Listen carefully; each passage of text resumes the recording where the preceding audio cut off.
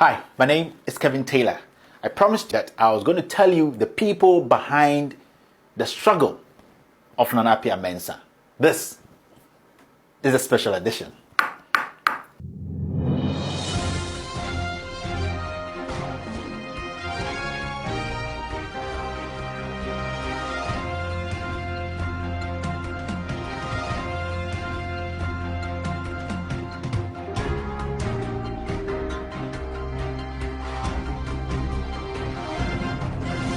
Respect, today I'll be telling you the people, yes, the politicians, the lawyers, the institutional heads who are behind the ordeal or were behind the scandal surrounding Nam1's business and the incarceration of Nanapi Mensah.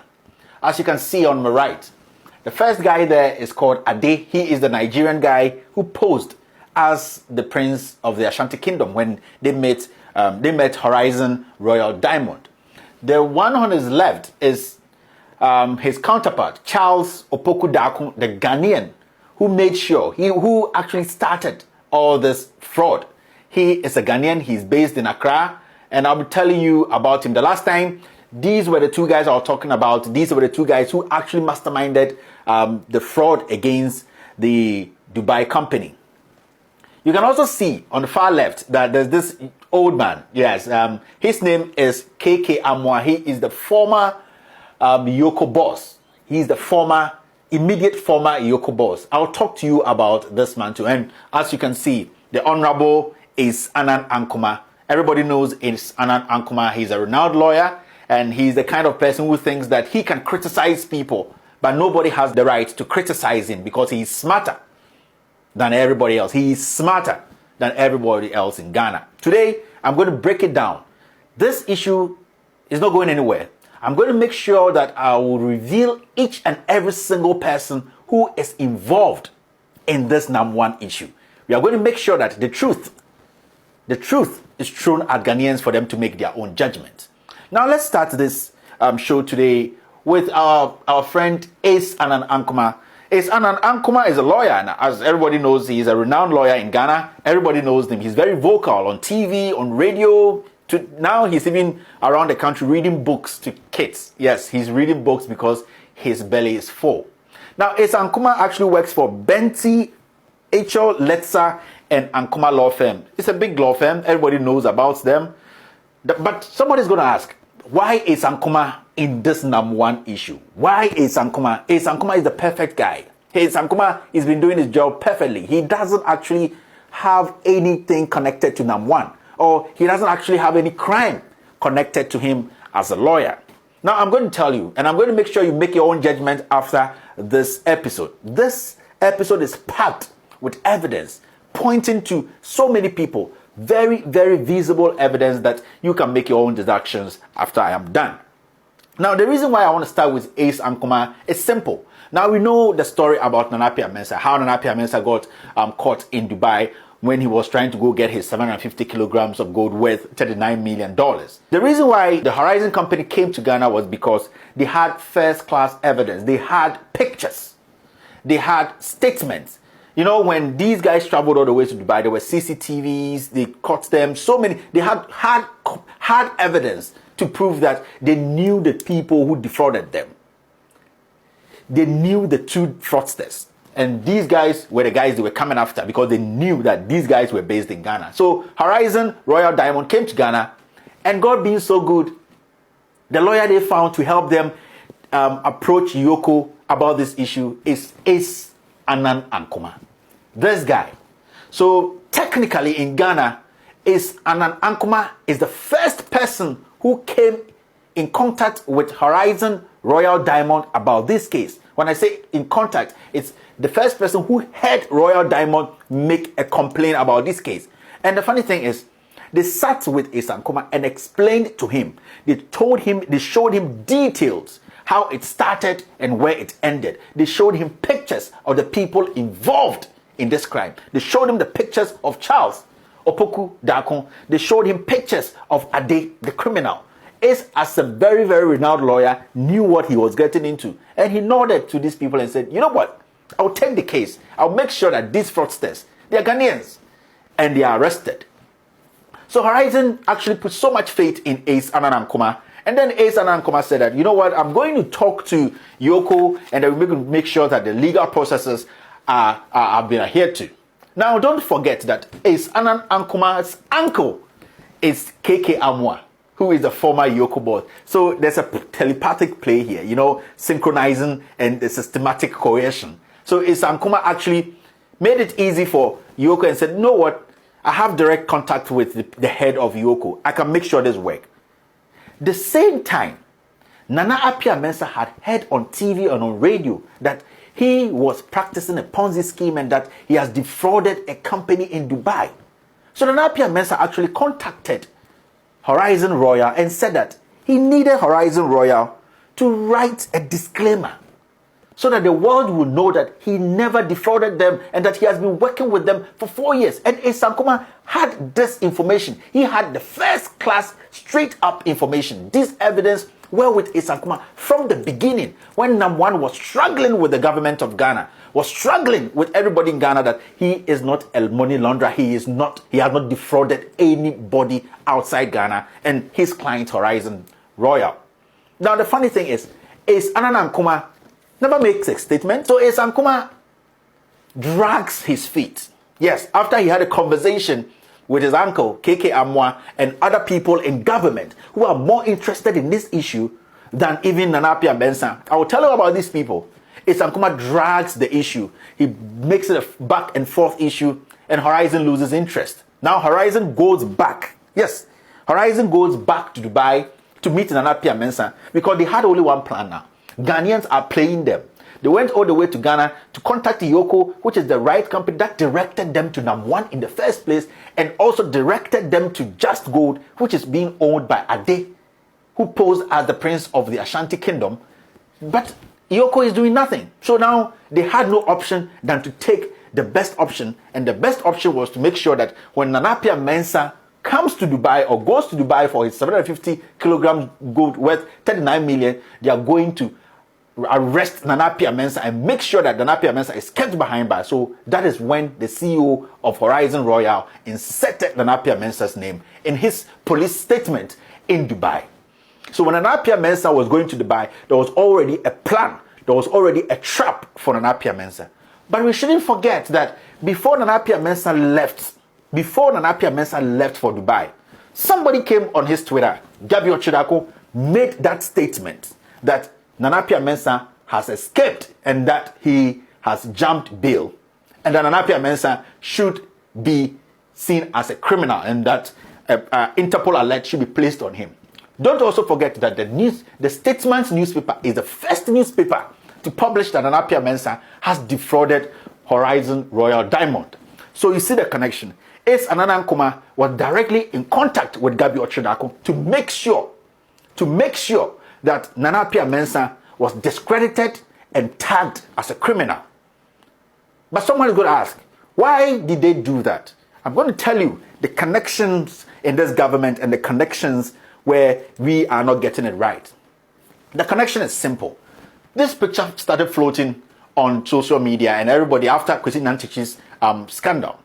Now, the government tried everything possible to make sure that they disassociated Nana Appiah-Mensah from the president, to make sure the president was exonerated. That is the current way now. The president was exonerated from any crime.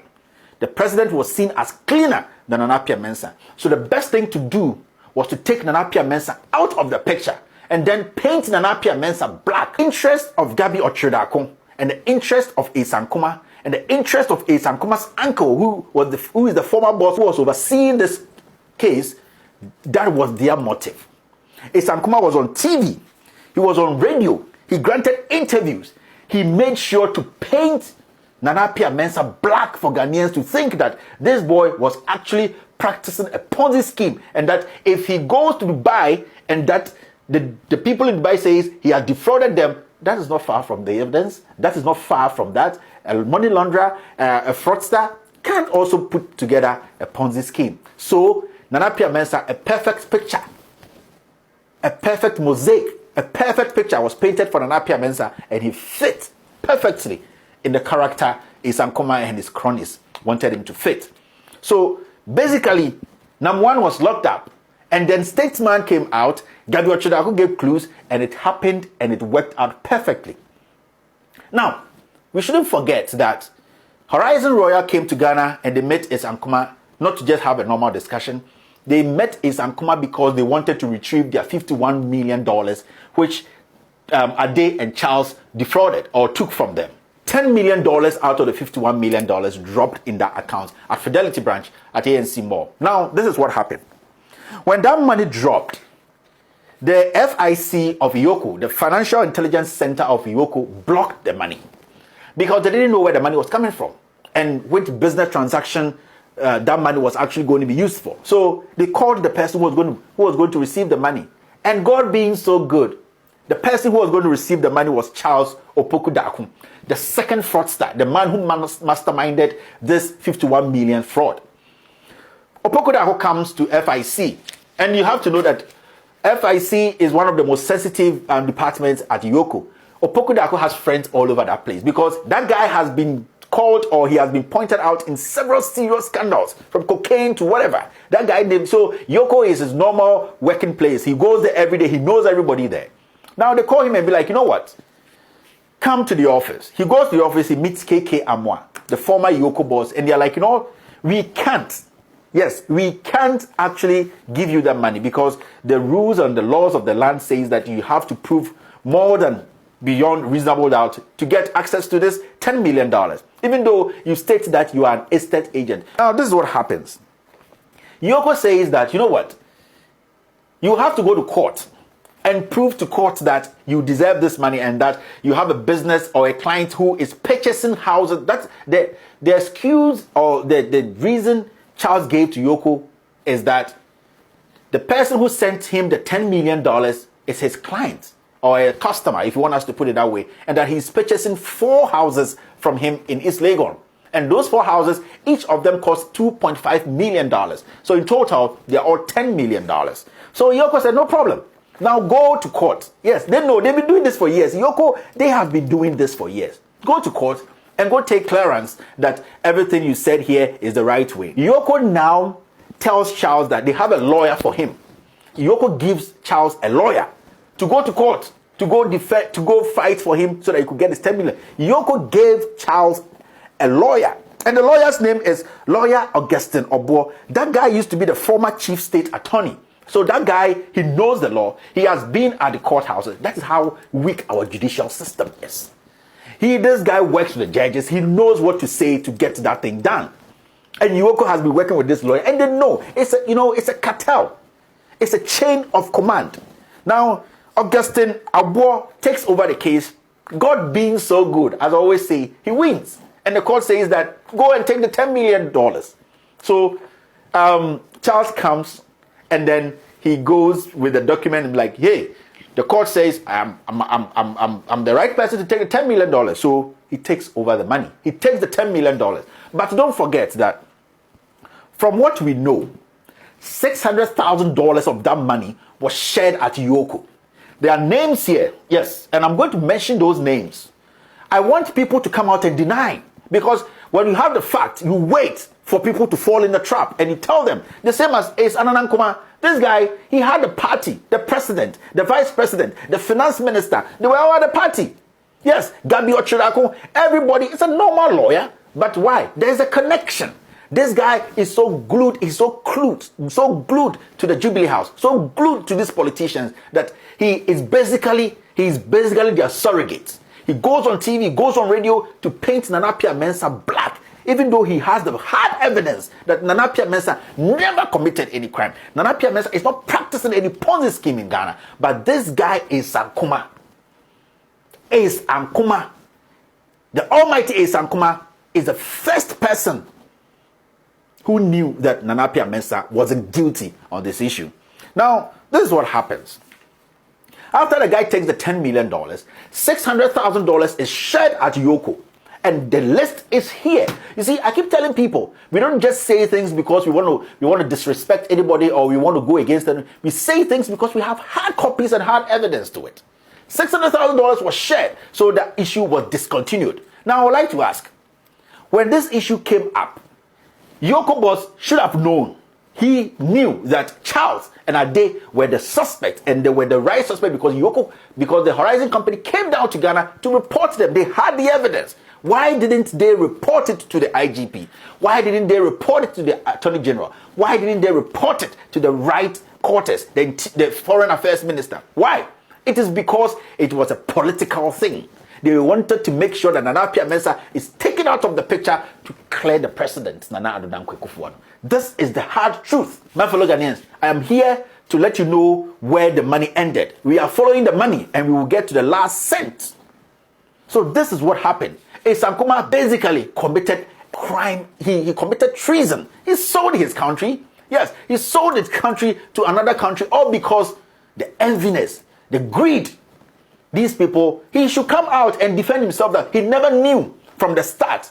Sam Kuma should come out. Yoko boss, KK Amwa, former Yoko boss, they should all come out to tell us they never knew that Charles and Ade were the fraudsters, and that when Horizon came, they didn't show them hard copies and pictures of these guys defrauding them. This is how bad our country is, my fellow Ghanaians. This is how bad. And you know what hurts? What hurts is Nam1 was painted so black to the point that the guy could not clear himself. I don't care if Nam1's registration of his companies had some lapses. It is right for the law to deal with him. But for a lawyer to have hardcore evidence about fraudsters who have defrauded a foreign company over $50 million and to keep that, stuck that in your dirty ass, come sit on TV and speak like you know nothing about it, it is disgusting. And these people have to be spoken against. These are liars who walk around telling people that they have credit. They have nothing. My fellow Ghanaians, let's get real here. The Bank of Ghana wasn't able to sue Nam1 because they knew that Nam1 wasn't taking deposits. Nam1 wasn't taking deposits. Nam1, he wasn't taking deposit. Nam1 was doing a gold business. He was working within the confinements, the regulations of the institutions. I mean, the Bank of Ghana and the Security Exchange Commission. Why do you think Bank of Ghana couldn't sue Nam1? Why do you think SEC couldn't sue Nam1? It is because they knew the guy was working in the frame of the law. And that if there were lapses in his business, it was an academic thing to do, whereby they were supposed to call him, rectify the situation. It does not mean Nam1 has to be behind bars today as I speak, because the guy had some lapses in registering his company. They set a trap and they put Nam1 in there. This is absurd, my fellow Ghanaians. My fellow Ghanaians, the honest truth is, we have names. Every week I'll be releasing this Nam1 scandal. I'll make sure the truth comes out. This guy has to come out of prison and pay his client. Nam1 should be able to step out of cells. He should be able to step out of prison and engage his customers and pay them. Nam1 can't be behind cells because he registered a company that people think that the registration wasn't the perfect one. That one can be sorted. His passport can be seized. Nam1's passport can be seized. He can be under our house arrest. But he has the right to enjoy the first fundamental right of every human being. That is his freedom to move around and speak to his fellow Ghanaians, especially his customers, about the plans and how he plans to pay them. That is how we treat humans. These people are liars. These people you see on your TV, on your radio, on your whatever, they are liars. They cook up stories and they frame people up. I am not here to defend Nam1. I am here to make sure the right thing is done and justice is served. My fellow Ghanaians, this is just the beginning. I am going to bring out names, email chats, text messages, WhatsApp conversations about how these fraudsters were able to penetrate the government, were able to pay people off. Media men who were paid hard currencies to make sure that Nana Mensah takes this blame. Your chats are here. Your emails are here. Your WhatsApp messages are all here. Everybody who took a penny to make sure that Nana Mensah took blame for what he did not commit, we will make sure that everybody is disclosed. This country has come too far to allow such dimwits, such criminals and thugs to take over this nation. My fellow Ghanaians, my name is Kevin Ekobedu Taylor, and this is With All Due Respect.